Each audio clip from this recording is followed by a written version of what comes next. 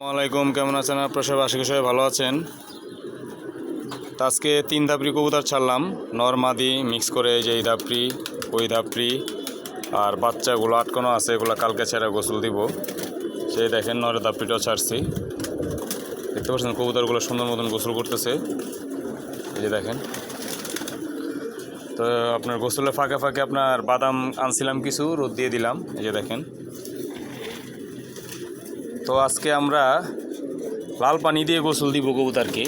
তো অবশ্যই সবাই কমেন্টে জানাবেন এটা কিসের পানি। অনেকে জানেন হয়তোবা, আবার অনেকে জানেন না। তো চেষ্টা করবেন আপনারা সপ্তাহে 3-4 বার গোসল দিতে। তো এই যে দেখেন কবুতরগুলো গোসল করতেছে।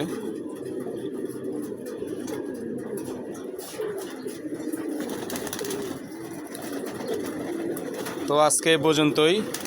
আমার কবুতরগুলোর জন্য দোয়া করবেন। আসসালামু আলাইকুম।